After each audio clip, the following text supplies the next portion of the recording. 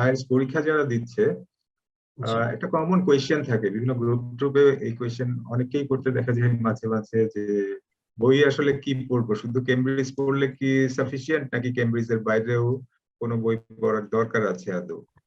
আমি জেনারেলি যে জিনিসটা, এই কোয়েশ্চেনটা তুমিও আমাকে করছিলে। জি স্যার, জি স্যার।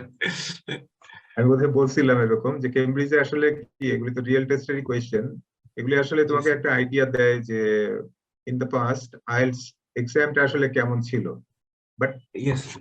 তুমি যে পরীক্ষাটা দিতে যাচ্ছ, এখানে যে 100% ওইভাবেই কোয়েশ্চেন হবে জিনিসটা এরকম না।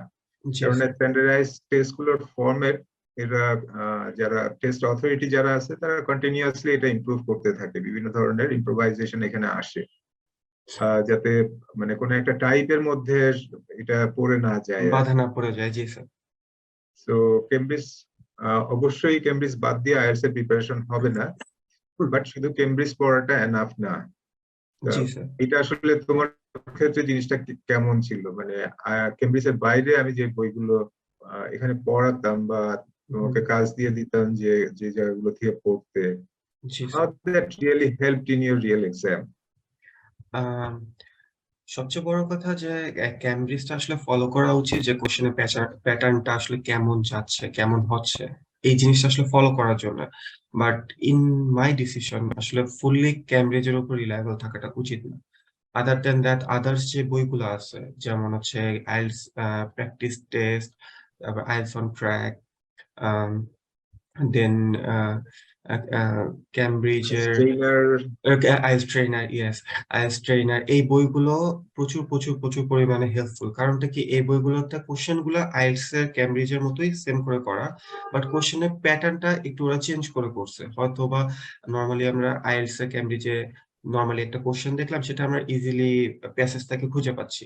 বাট ওই আদার্স যে বইগুলো আছে সেগুলো যখন প্র্যাকটিস করতে যাব, আমরা দেখা যাবে যে খুঁজে তো পাবো কোশ্চেন গুলা, বাট অ্যান্সার গুলা, বাট আমাদের একটা জিনিস থাকে যে হচ্ছে আমাদেরকে একটু চিন্তা ভাবনা করে অ্যান্সারটা করতে হয়।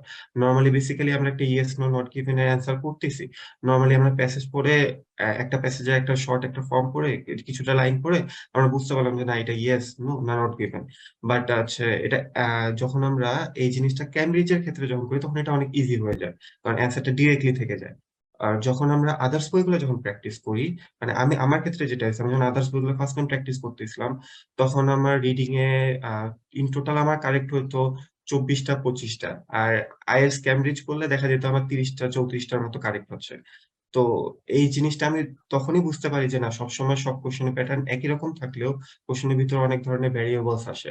তো এই জিনিসগুলা চেঞ্জ গুলা মিট করার জন্য, এই জিনিসগুলা ভালো মতো কোয়াপ করার জন্য, সো আমার রিয়েল এক্সামে আমি জিনিসটা ফলো করছি অনেক।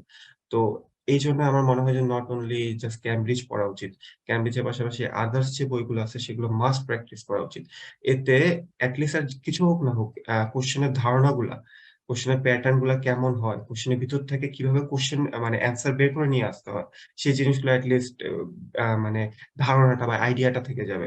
অ্যান্ড এটা রিয়াল এক্সামে অনেক বেশি হেল্প করে। বিশেষ করে রিয়াল এক্সামে যদি পুরো আইএলটিএস এর কোনো একটা কোশ্চেনও যদি দিয়ে দেয়, পুরা ওদের প্যাটার্ন সিস্টেমে, তবুও যখন কোশ্চেন গুলো ফাইন্ড আউট করবে তখন ওই মাথায় ওই জিনিসটা থাকে যাবে যে না, এই কোশ্চেনটা এত ইজিলি নাও হতে পারে, এটা একটু ট্রিকি ভাবেও করতে পারে। তো এই জিনিসগুলো যখন ওইভাবে থিঙ্কিং করবে, কোশ্চেনের অ্যান্সার গুলো পাওয়ারও তাড়াতাড়ি ইজি হয়ে যাবে। বিশেষ করে প্যাসেজ গুলা পড়াটা, প্যাসেজ স্কিপ করা, কোনটা প্যাসেজ পড়লে মানে কোন জায়গাটা পড়লে আমি অ্যান্সারটা পাবো, কোন জায়গাটা পড়লে অ্যান্সারটা পাবো না, এটা আমার পড়া উচিত না, সেই জিনিসগুলো আরো ক্লিয়ার হওয়া যায় আদার্স বইগুলা পড়লে। শুধু ক্যামব্রিজ পড়লে দেখা যায় আমরা নরমালি প্যাসেজ পড়ি, অ্যান্সার করি, দ্যাটস ইট। পরীক্ষা হলে যায় দেখি যে কোশ্চেন ঠিকই আসছে বাট আমি অ্যান্সার করতে পারতেছি না, এরকম টাইপের হয়ে যায়। অ্যাকচুয়ালি জিনিসটা হচ্ছে যে কেমব্রিজে অনেক কোয়েশ্চেনই যেমন অ্যান্সারটা সরাসরি পাওয়া যায় মেসেজে, খুব হ্যাঁ, হ্যাঁ, সহজেই পাওয়া খুব যায়। সহজেই পাওয়া যায়। ওই বইগুলোতে অ্যাকচুয়ালি কোয়েশ্চেন গুলো অনেক একটু ক্ষেত্রে মানে ট্রিকি। ইনফারেন্স বেসড, তুমি ওখান হ্যাঁ, থেকে পড়ে যে জিনিসটা বুঝতেছো সেইটা অ্যাপ্লাই করে আবার অ্যান্সারটা এপ্লাই বের করে করতে হয়। অ্যান্সারটা বের করতে হয় এন্ড এবং প্রচুর প্যারাফ্রেজ থাকে। এখন তোমার রিয়েল টেস্টে তুমি যেটা দেখছো যে ওই জিনিসটা আসলে কাজে লেগেছে, মানে প্রচুর এখন পরিমাণে কাজে সরাসরি লাগছে। বিশেষ করে প্যাসেজ 2 এন্ড প্যাসেজ 3 তে মানে it was a big help for me. মানে এতটা পরিমাণ হেল্প করছে ওই আদার্স বইগুলো ফলো করার জন্য যে আমার তখন মনে হচ্ছিল যে আমি জাস্ট ক্যামব্রিজ আইএলটিএস ফলো না করে আমি অনেক ভালো করছি, যে না এই বইগুলো আমি সলভ করছি এই কয়েকদিনে। আমার প্র্যাকটিস আমার যখন এই আইএলটিএস এর এক্সাম দেব তার আগে যে আমি প্রিপারেশনটা নিছি, এই সময় যে আমি বইগুলো ফলো করছি এগুলো আমার প্রচুর হেল্প করছে। Not only okay.